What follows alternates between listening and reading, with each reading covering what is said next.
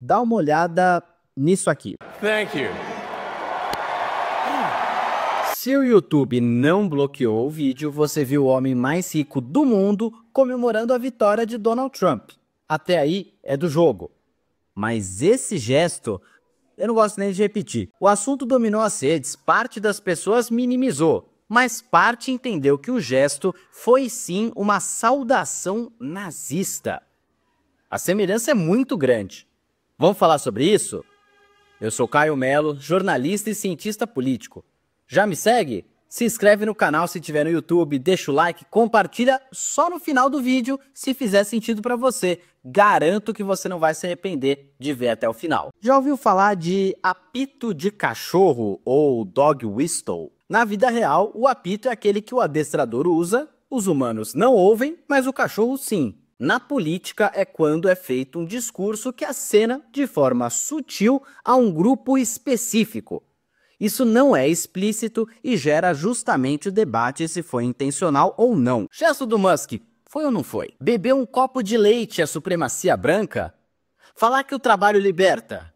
Usar Deus, pátria e família como lema, o mesmo usado pelos integralistas fascistas do século passado? Uma parte das pessoas que entende que o gesto não foi de extrema direita disse se tratar da saudação romana. Só que esse argumento tem alguns problemas e, na verdade, ele está reforçando o fato do gesto ser nazi. Eu explico. Não há consenso entre historiadores que existia um gesto assim com significado universal em Roma. Outra coisa, mesmo que houvesse, o símbolo, muitos anos depois, foi apropriado por Benito Mussolini. E depois por Hitler. Podia significar o que fosse lá atrás em Roma. Mas depois que foi adaptado, usar o mesmo gesto é no mínimo suspeito. Antes de ser símbolo do nazismo, a suástica significava harmonia universal, equilíbrio dos opostos em várias religiões, como o budismo e o hinduísmo. Só que você tatuaria uma suástica? Não, né? Teria um quadro de suástica em casa?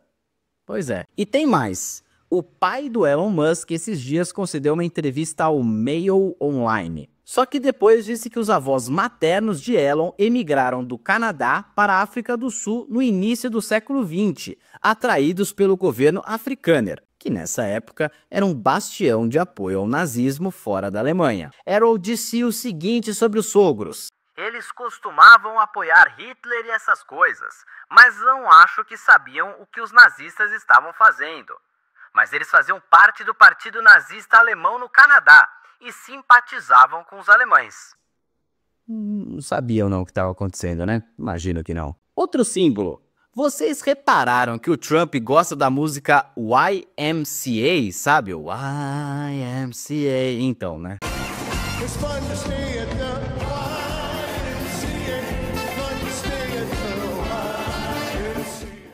YMCA, a sigla em inglês é YMCA, né? Por isso, YMCA. YMCA é uma música que virou hino gay, mas, na verdade, a sigla significa Young Men's Christian Association, algo como Associação dos Homens Cristãos Jovens. O objetivo do grupo, quando foi criado, era oferecer aos jovens que chegavam em Londres um trabalho, incentivar a prática de princípios cristãos e a cuidar do corpo. Tem uma malícia na sua mente que eu sei. Mas tirando isso, tem um detalhe. Em Cuba, país socialista, tem uma unidade do YMCA. Sabe onde fica? Guantánamo, que é um território americano. Sabe o que tem lá? Uma prisão secreta que levam acusados de terrorismo com amplas denúncias de violações de direitos humanos e tortura. Ao cantar o YMCA, estaria o Trump dando um recado aos inimigos? Mais um apito de cachorro. Vamos para outro tópico então e o principal do vídeo. Elon Musk e Donald Trump são fascistas? O que é fascismo? Fascismo é um sistema político de extrema-direita ultranacionalista que surgiu no início do século XX, com destaque na Itália de Benito Mussolini, que eu já citei. Ele combina controle totalitário do governo, exaltação do Estado acima do indivíduo e repressão a opositores políticos. Ah, então todo Estado autoritário é fascista? Não. Todo fascismo é autoritário, mas existem outras expressões de autoritarismos que não são fascistas. Todo mundo que quer Estado grande é fascista? Não, seria simplista demais uma definição assim.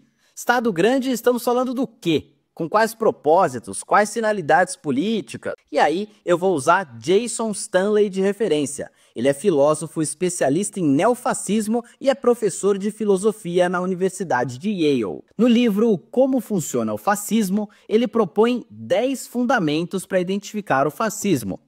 Vamos ver o que ele diz? 1. A ideia de reviver um passado mítico e glorioso. Lembra que eu falei da saudação romana? Então, para Mussolini, o passado glorioso da Itália era Roma, o Império Romano. Aqui no Brasil, o passado glorioso era a ditadura militar. Então, quando Trump diz que vai tornar a América grande de novo, você consegue entender a conexão? Agora, no caso dos Estados Unidos, quando que eles foram grandes? O Trump mesmo respondeu.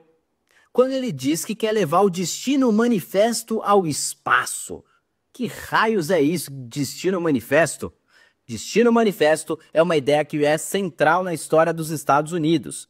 Ela foi formulada lá pelo século XIX e justificava a expansão territorial do país. Era a crença de que os americanos tinham uma missão divina e histórica de expandir sua influência e território, levando seus valores, como democracia, liberdade. Característica 2 do fascismo: o uso de propaganda para distorcer e minar instituições democráticas, com a desculpa de combater a corrupção. Não é que corrupção não exista em boa parte dos países, mas uma coisa é combater a corrupção, outra é fazer que está combatendo a corrupção e detonando o judiciário, legislativo, sistema eleitoral, etc. Ponto 3. Ataques às universidades e aos intelectuais. Sabe a ideia de doutrinação? Ou de que o seu professor de história não te contou algo? Então, na universidade, a produção de conhecimento é necessariamente mediada.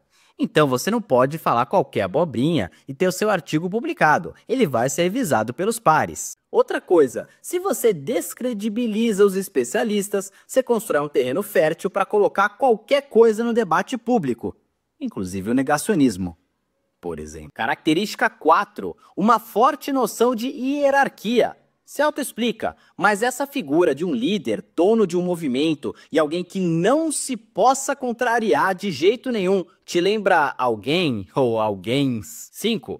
A política da lei e da ordem baseada na ideia de grupos minoritários criminosos. Se eu sou ultranacionalista, o que explica meu país ter criminalidade? Estrangeiros, claro. Principalmente se forem de África, asiáticos ou latinos, né? Já diria o outro: they're eating the dogs, they're eating the cats, they're eating the pets of the people who live there.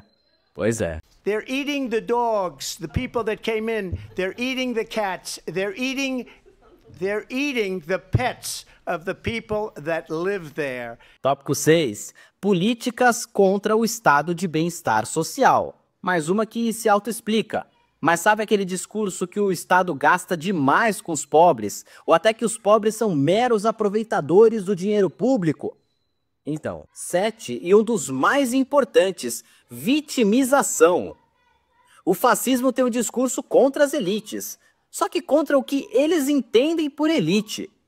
Na Segunda Guerra eram os judeus, e o discurso antissemita era carregado de teorias da conspiração, de que os judeus faziam parte de um grupo secreto que controlava o Estado. Só que hoje a elite é outra. A elite é woke, são os gays que dominam o mundo. Detalhe, vira e mexe se trata de grupos minorizados, que passam a ser ainda mais perseguidos ou discriminados. Mas de fato, eu como homem branco e hétero, eu digo que tá muito difícil. O racismo reverso contra mim. Eu não posso nem ser racista, machista, homofóbico mais, só rindo mesmo, viu? Falando em minorias, o racismo e o antissemitismo, como devem ter percebido, é o 8º elemento. Além de gays e judeus, os imigrantes também sofrem com isso.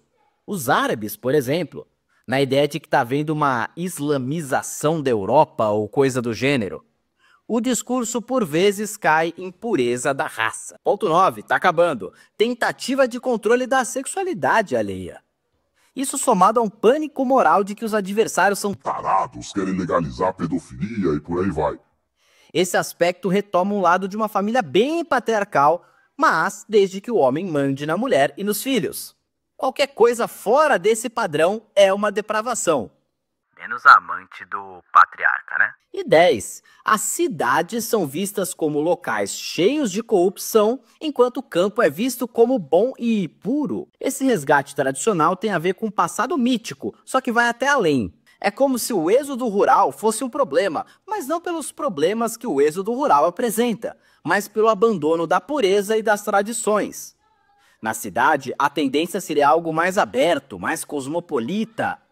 E há claramente mistura na cidade. Pega qualquer transporte público no Brasil para ver. A miscigenação está evidente ali, bem como os diferentes modos de vida. Inaceitável é a pluralidade no fascismo. Antes de encerrar, alguns desses 10 elementos podem até ser encontrados em outros sistemas, mesmo em governos liberais, no socialismo. Só que é o conjunto da obra e a finalidade política desses elementos combinados que formam uma doutrina fascista. Trump está representado por todas essas 10 características. Por isso eu digo de forma muito confortável.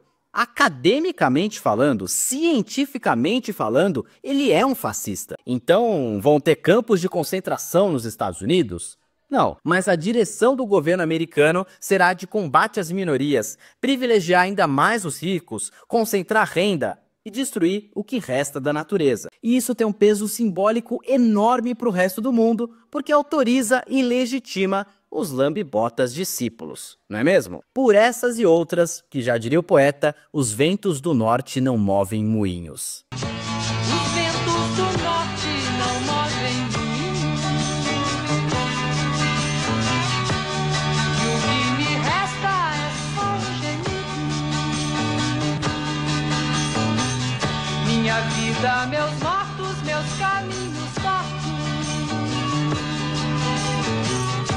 Meu sangue latino. Minha alma cativa.